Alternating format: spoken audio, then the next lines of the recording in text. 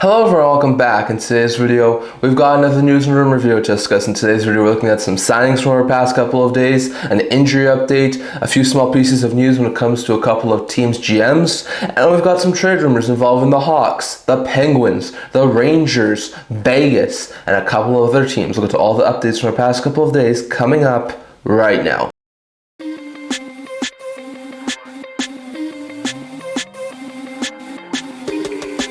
Hello everyone, welcome back to another video here at the End-to-End Hockey channel. Now before we get started, over to like this video and subscribe below. Thank you for all of your support. I would never be able to do this without all of you guys, so if you haven't already, don't forget the subscribe button down below. Don't forget to leave a comment. We're on the road to 500 subscribers. Don't forget to stay tuned for our June 27th, June 28th, and July 1st live streams talking about the draft, free agency, and other things like that, so stay tuned for that. But in today's video, we've got a couple of pieces of news and rumors to talk about, so as usual, we'll start off with the signings from our past couple of days, or the past 3 days. We saw 7 signings. Very interesting note there. The first one we're going to talk about here was in Boston, as after acquiring him, as we just talked about in one of our recent videos, the Boston Bruins have extended Victor Soderstrom. Soderstrom bounced around this past year. He played this past year over in the SHL, where he had a decent season playing over in Sweden. He's a solid right shot defensive prospect, former first round pick of the Arizona Coyotes a few years back. Hasn't really worked out at the NHL level. That's why he went over to Sweden. Utah moved him to Chicago at the trade deadline, and Chicago just moved him to Boston because they didn't feel he was going to get an opportunity with their team. So Boston gets him a 1-year, $775,000 extension to be a part of the Boston Bruins organization. And given the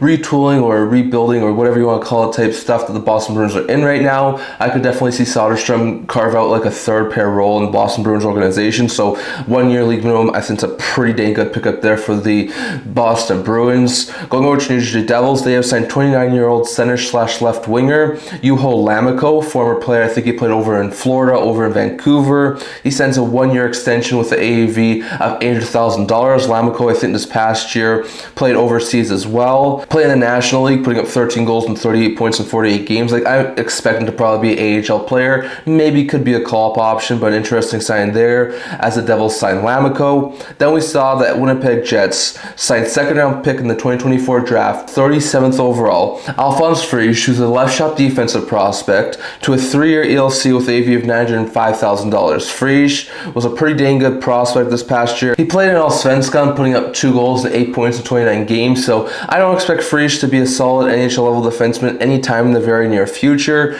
but I definitely think maybe in 2 to 3 years time, Frisch could challenge for a third pair role, so very interesting note there. But Frisch is given an ELC by the Jets. And then we saw the Montreal Canadiens sign 20-year-old center/right winger Vinces Rohier, who was a 2022 third-round pick, 75th overall. He gets a 3-year extension with an AV of $950,000. That'll begin at the start of next year. Rohier, like we said, former second-round pick from a couple of years ago, signs his new deal. He played also over in the National League, putting up 15 goals and 25 points in 52 games. So I think eventually could be a solid third-line center there for the Montreal Canadiens. Probably not the next year or two, but I think eventually could be a very solid pickup there for the Habs. So interesting note there, but we're here. Gets a 3-year ELC with the Canadiens. Then we saw the Ottawa Senators sign Lassie Thomson. Thomson gets a 1-year extension with AV of $775,000. The former first-round pick spent this past year over in the SHL after not really carving out an NHL opportunity in the Ottawa Senators organization. Thomson, I think, still has the makings of like a decent third-pair defenseman. So him coming back to the NHL is very interesting note there. He probably will start at the AHL level and be a call-up option, but I could see him get opportunities as like a third-pair defenseman for the Ottawa Senators. So very interesting note there. But Thomson has been signed by the Ottawa Senators on a 1-year deal. Another guy who got a 1-year extension is Phoenix Copley in Los Angeles. Copley, who was a third stringer this past year for the LA Kings, had been a backup for them in the past, gets a 1-year contract extension with the AV of $775,000. So it's league minimum for a third stringer who's serviceable as a backup if there's injuries. That's not a bad deal in my opinion. Copley split time between the NHL and AHL, got limited NHL minutes, has some pretty good numbers over in the AHL, so I think this is a pretty good pickup there for the Kings. Like 1-year league minimum, that's not bad at all, and Copley's going to remain with the LA Kings instead of testing free agency. Well, the Dallas Stars have signed Remy Poirier, who's a goaltending prospect playing over in the AHL this past year, who's 23 years old, to a 2-year contract extension with the AV of league minimum. So once again, just add some goalie depth. The Smith still signed for a couple of years. Onger still signed there for a few seasons. So neither of those two guys are going anywhere. So Poirier, I think, can challenge for their third stringer role this year. Like, I don't think he'll make the NHL level, but he had a pretty good season over the AHL this year, and I could see him be a solid third stringer and maybe be a call-up option if they're into some injuries. So very interesting note there. But those are some very interesting signings, headlined by Copley in Los Angeles, Soderstrom in Boston, and Thomson in Ottawa. So very interesting note there. Next, going over to a couple of injury updates. We only have one injury update to talk about for the past couple days, and that's in Edmonton. Ryan Nugent-Hopkins, who missed practice on Monday due to an undisclosed injury, is expected to play in Game 6. So he missed practice. There were some rumblings about whether he could potentially miss. He missed practice, I think it was just before Game 3 of the Stanley Cup Final, and he still wound up playing. So it does sound like he'll still be winding up playing in Game 6 for the Edmonton Oilers, and was now a do-or-die Game 6 for the Oilers. But still, it seems like RNH has been really hampered by whatever's bothering him. So very interesting note there. But even though it seems like he's going through an undisclosed injury still, it does sound like Nugent-Hopkins will play on Tuesday. So very interesting note there. And next, before we go over to the trade rumors, we've got a couple of interesting updates here to talk about. So first, we're going to talk about some players going overseas. The only two players here to talk about. First is Brendan Gignac. Gignac, I think, was a depth player in the Montreal Canadiens organization over the past couple of years. He has signed in the Swiss League, so I think he was a UFA or was just looking for some extra opportunities. Probably would have been an AHL player had he signed with an NHL team. So instead of that, he goes over to the Swiss League where maybe he can thrive and play a lot more minutes. So very interesting note there. Well, Ronnie Hirvonen, who was a top prospect in the Toronto Maple Leafs organization, one of their RFAs, has signed over in Liga. So very interesting note there. It sounds like he'll stay in Liga for this upcoming season. It sounds like the Leafs will be able to retain his signing rights, so they won't lose him or anything. But it's going to be a little bit of time before they sign Hirvonen. So very interesting note there. But a couple of players have headed overseas as Gignac signs in the Swiss League and Hirvonen in Liga. So very interesting note there. When it comes to Calgary Flames, there's been a report out there that says that they have promoted Halonen, who was one of their lower end GM type people, to an assistant GM role. So that's a very interesting note there. So he's going to be another assistant to Craig Conroy as part of that staff. So very interesting note there. It's not a big blockbuster move right now, but Halonen, who was a decent depth guy in the Calgary Flames management, is now going to be an assistant GM. So a very good promotion there for Halonen. Going over to the Seattle Kraken, we know that they just fired Bob Wood. They fired other couple of assistant coaches recently. They're trying to remake the staff that will now be Lane Lambert's coaching staff, and apparently they could. It hasn't been official yet. There's been no official wording on this yet, but it sounds like they are looking at hiring Schneekloth, who's an AHL Colorado head coach, to be one of their assistants. So very interesting note there. Schneekloth, as we just talked about, AHL head coach, has some coaching experience. I'm pretty sure he doesn't have any NHL head coaching experience or being an assistant, so we're going to wait and see on that. Once again, nothing's finalized yet. He might still remain in the Colorado organization as their AHL head coach, but Schneekloth might be a guy that the Seattle Kraken tried to target as a potential new assistant that they could look for. So very interesting note there. And lastly, going over to the New York Islanders organization, they have hired Ryan Bowness as their assistant GM. Bowness, I think, was a part of the Ottawa staff, might have been as a assistant GM in Ottawa. So just a couple weeks ago, we found out that he was let go in Ottawa, so he needed to have a new place to be a part of a staff, and he winds up joining the Islanders staff as the assistant GM under Matthew Darsh. So very interesting note there. So this could be a really good hire there for the Islanders. Nothing too surprising, just filling out some of their staff spots. So very interesting note there. But those are the updates from the past couple of days. As Gignac and Hirvonen sign overseas, Calgary promotes Halonen to assistant GM, the Islanders hire Bowness as assistant GM, and the Kraken could look to try and hire Schneekloth as an assistant coach to their staff. So very interesting note there. And lastly, going over to a plethora of trade rumors. So going over to a couple of trade rumors, there are a ton of things that have been going on. Lots of insiders are mentioning a ton of things. So I'm going to basically just do a couple of quick hits here, give you my thoughts on these rumors and what I think they're going to be going through. So first, with the Tampa Bay Lightning, according to Frank Seravalli, the Isaac Howard Tampa Bay Lightning relationship is over. Howard is not liked where that contract negotiations have gone. He's still an unsigned college prospect. His rights will expire in August next season. It sounds like if the Bolts didn't trade him, he was just going to walk as a free agent next year. So it sounds like there will be a move of Isaac Howard's signing rights rights at some point this offseason. To me, it makes sense. Like, I think Howard's one of the best, if not the best, Bolts prospects. So I think that the Bolts should try and sign him. But if Howard is like a guy like Cutter Gauthier, where he's absolutely adamant he's not going to sign with Tampa Bay Lightning, you can't lose a former first-round pick for nothing. So I think they have to try and trade him. Now, I'm not sure what they could get for him. Like, we've seen some of these other top-end guys, like Adam Fox was traded for a second or third-round pick because he didn't want to sign in Calgary. So I'm not sure if Howard's that type of guy. I could see a second or a third round pick be given to the Tampa Bay Lightning, or maybe like a lower end, maybe younger player be given to Tampa for Howard's signing rights. But I definitely think, given the fact he was a former first round pick and has such a high ceiling, there would be a ton of teams interested, and I definitely do expect Howard to get moved. So expect Isaac Howard to get moved at some point by Tampa. Going over to Los Angeles, Elliotte Friedman said, I think it was on his recent 32 Thoughts podcast, that the LA Kings could move Jordan Spence. Now, Spence actually had a really good season this year. He played almost the entire season. He really blossomed as a third pair right shot defensive guy in the LA Kings organization. Now, according to Elliotte Friedman, the Kings don't feel like they can keep both Clark and Spence on the right side, which is a little bit weird given the fact that both these guys are younger players and they don't really have a whole bunch of really solid level defensive players on that team. So according to Elliotte Friedman, he says that they don't feel like they can keep Spence and Clark, which I think would be a very major mistake. I think Spence in time could be a very solid second pair right shot defenseman. So if they were to trade him, it'd have to be in a package for like some sort of big addition. We've been hearing LA as a name for Marner, as a name for Ehlers. It seems they're going to be going big game hunting this offseason to try and improve and maybe make a pass round one next year and maybe finally make a pass the Edmonton Oilers. And maybe moving Spence as part of a package would make some sense. Like, I think he's either RFA this year or it's going to be RFA next year and he's going to need a new deal. Maybe that's why the Kings are moving him. I'm not exactly sure. If it was me personally, I think they should try and keep Spence. But if it was in a big package to get something that could really improve this team and make them lethal this upcoming season, I could see him could potentially move that. So we're going to have to wait and see on that. Going over to Frank Seravalli, he says that the Hawks are not going to be very big players in free agency, so do not expect them to go after Nikolai Ehlers, Brock Besser, or Mitch Marner in free agency. But he says they are going to be very, very involved in the trade market and even have the third overall pick on the trade block.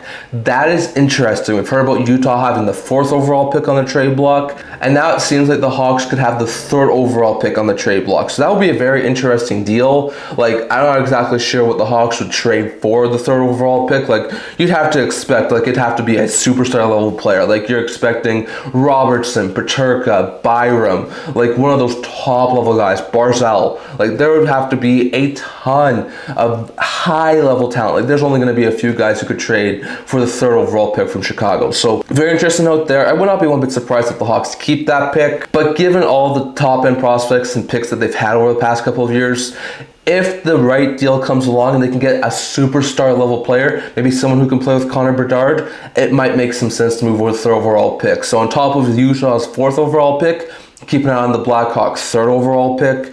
Going over to the New York Islanders, according to David Pagnotta, he says that the Islanders are looking to clear up cap space. Pageau and Engvall are two names he mentioned as potential trade candidates. So Pageau makes a ton of sense. He's making $5 million entering the final year of his deal. He's more of a third-line center. It just doesn't really make sense to keep him around in the Islanders organization, especially if they do wind up keeping both Horvat and Barzal. So I could definitely see him get moved. He's only a year left. If the Islanders may retain like $1 million and a half, there would be a ton of teams who would want Pageau as like a $3.5–4 million third line center. I think there would be a ton of teams who would have some interest in Pageau. When it comes to Engvall, I think it's a little bit less likely that he gets traded. Like, he's got 5 seasons or 4 seasons, I think, left at $3 million, and it's a bomb 6'4" at best. Like, I think at best, Engvall can play as like a third line player. So unless the Islanders are attaching a sweetener or retaining a lot of money on that Engvall deal, I don't feel like he's going to get moved. Maybe he does. Maybe there's some team out there who is silly enough to take on that Engvall contract without any retention. But I think there's either going to have to be a big sweetener or a lot of retention to move on from Pierre Engvall. So very interesting note there, but the Islanders are trying to free up some cap space, which is something I think this team should definitely do.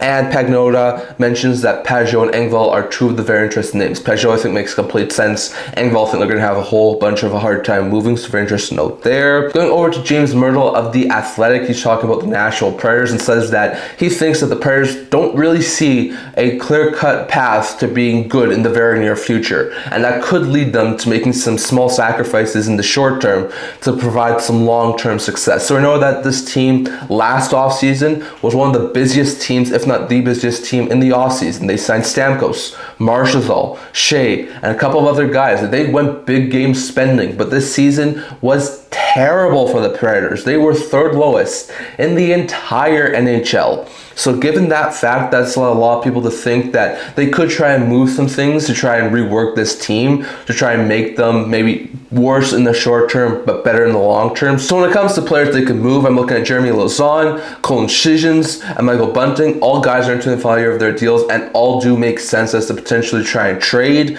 When it comes to bigger time guys, Marchessault and Stamkos have both been mentioned in the trade rumor mill. Stamkos is potentially the more likelier trade candidate. Marchessault's name's recently come up as a potential guy who could potentially get moved, as he might not want to stay in Nashville, especially if they go through like a retool type of deal. So we're gonna have to wait and see on that, but keep your eye on Nashville. Very likely chance they could sell off a couple of pieces over the next couple of weeks and try and get better in the future, but be worse in the short term. So we'll have to keep our eye on that, and I think that makes a ton of sense for our Predators with where they are positioned at this point in time. Next, going over to the Pittsburgh Penguins, according to David Pagnotta, he says that the Penguins are looking to sell. We talked about this in our last video about how Pierre LeBrun said that the Penguins are the lone true selling team. Pagnotta's mentioning the same things. He says the Penguins are looking to sell off pieces. He mentions that Karlsson, Rakell, and Rust are guys that the Penguins are looking to potentially move off. And he mentions that the LA Kings in general are a team who has checked in. So I'm not sure if the Kings would really want to pay an Erik Karlsson type deal, especially on the blue line, but if they could go after Rust or Rakell, that would make a ton of sense for the Los Angeles Kings. Like, maybe that's who they move Spence for. Like Rust, Rakell, they're both really solid point producers, goal scorers, and can fit in any team's top six. We've heard about Rust garnering interest recently. Rakell's and I mentioned heavily at the trade deadline. So all three of these guys I think are very likely to get moved. Karlsson maybe a little bit less, unless there's some salary retention on Pittsburgh's side, but we're going to wait and see on that. The Penguins are looking to sell. They are looking to try and get worse this year. They might be one of my early Gavin McKenna favorites if they do start to sell off a whole bunch of good pieces, and you might be able to go from Crosby to McKenna if they do end up winning the draft lottery next year. So we're going to wait and see on that, but the Penguins are committed to moving off some of their longer term veterans, and Karlsson, Rakell, and Rust, according to Pagnotta, are three guys that the Penguins could wind up moving. So we're going to have to wait and see on that. Next, going over to New York Rangers, according to Arthur Staple, he mentions that he thinks that the Rangers and Mika Zibanejad might have already had discussion about potentially moving on. He says that they might have already had discussion, saying that the Rangers might have made it clear to Zibanejad that moving on might be the best solution for the Rangers center. Like I said, Zibanejad's got, I think, 4 or 5 years left, $8.5 million. So he would have a ton of interest, I think, in the open market as like a first or second line center. I'm not sure if teams would want the Rangers to retain any money, but it seems that the Rangers are going through some sort of a retool, a reset. The Keandre Miller's on the block, Carson Soucy's on the block. They just moved Chris Kreider. There's been some, not guaranteed, but some rumblings out there that maybe Alexei Lafreniere could be had for the right price. And there's Mika Zibanejad. So it seems that the Rangers are really going to try and move as much as they can to try and rebuild this team up. So I could definitely see Zibanejad be moved with the way that the Rangers have been operating over the past year, moving Gaudreau, moving Trouba, and moving Kreider. I could definitely see Zibanejad be next. And according to Arthur Staple, they might have already had a discussion that it might be the best solution for Zibanejad if he was traded. And maybe they could be trying to work with him around his no movement clause to see if he could go somewhere. So we're going to have to wait and see on that, but keep your eye on Mika Zibanejad. He could be a name who winds up being traded in the very near future. And lastly, going over to the Mitch Marner watch. We've got multiple reports to talk about here when it comes to Mitch Marner. One says that the Carolina Hurricanes, along with what we talked about a little while ago about the Ducks and the Kings, are a team who is open to offering Mitch Marner $14 million on their AAV and making him one of, if not the highest paid player in the NHL. That's very interesting out there. We know the Kings are looking for a superstar. Marner's the prime superstar that's on the market right now, and we know the Carolina Hurricanes are looking to try and add that. The Carolina Hurricanes paying that much money for Mitch Marner in a no-tax state would shock me. Like, I think in a no-tax state, like teams like Dallas, Vegas, Carolina, you're looking at paying him between $11 and $12 million. I wouldn't be shocked if Carolina offers him $14 million. I know that this team is really in need of someone who has that lethal bite to his game. I'm just not sure if paying Marner $14 million makes the most sense. So I have to wait and see on that. Elliotte Friedman, James Mirtle, I think it was, and a couple of other guys who also mentioned Vegas is a very, very likely team to watch when it comes to the Mitch Marner sweepstakes. So we've talked about this before. Golden Knights, they seem to be looking to try and make some big adds this offseason after being eliminated by Edmonton this past playoffs, and it seems that they are going to be a team who's heavily in on a lot of things. I would not be a bit surprised if they offered Marner like a 6 or 7 year deal, like $12 million. So I think it makes sense for Vegas. So we're going to have to wait and see on that. But multiple sources are saying watch out for Vegas when it comes to Mitch Marner. And lastly, according to a couple of recent reports, Marner might want a 4-year deal similar to what Matthews recently signed with the Toronto Maple Leafs. So it doesn't sound like Marner really wants to go the distance of like a 6 or 7 year long-term deal. He probably wants to go 4 years and then re-up after those 4 years are done. So don't expect Marner to want to sign a 6 to 7 year deal. He might wind up signing one, but it seems like Marner's preference right now is a 4-year deal, which for these top-end superstars seems to be a trend at this point in time. And keeping with Marner, Elliotte Friedman says that he may not sign on July 1st. I'm not sure if this was exactly identical, but it sort of reminds me of the Alex Pietrangelo situation, where after free agency opened, Pietrangelo went and sort of talked with a couple of different teams, sort of viewed a couple of different destinations, and after all that was done, signed with the Vegas Golden Knights. It sort of seems like Marner is doing the same sort of approach. It sounds like he's opened up some interview slots to try and interview with some teams for different dates, and it might take a couple of days before he winds up finally announcing his signing. So very interesting note there, but it sounds like Carolina's going to pay Marner big money. Vegas is a team to watch out for Marner. He may want a 4-year deal and may not sign exactly on July 1st. So we're going to have to wait and see on that. But that's all we're talking for today. I'll let you guys thoughts. What do you think will happen with the Mitch Marner situation? Did the Rangers move on from Zibanejad? Which Penguins are wind up getting dealt? Which Predators wind up getting dealt? Do the Islanders move Engvall and Pageau? Do the Hawks move the 3rd overall pick? Could the Kings move Malcolm Spence? And where does Howard go in Tampa? Definitely your thoughts on all of that, plus the news updates, the injury updates, and the signings from the past couple of days. Definitely your thoughts on all of that down in the comment section below. That's all I'm going to talk for today. Remember to like this video, and if you like it, subscribe below. Thank you for all of your support. I would never be able to do this without all of you guys, so if you haven't already, don't forget to subscribe button down below. Don't forget to leave a comment. Don't forget to stay tuned for June 27th, June 28th, and July 1st live stream. I also do a blog talking about news, rumors, analysis, stuff like that, so check that out. I'll link to that in the description below. Can't wait to see you guys all for the next video. See you guys soon.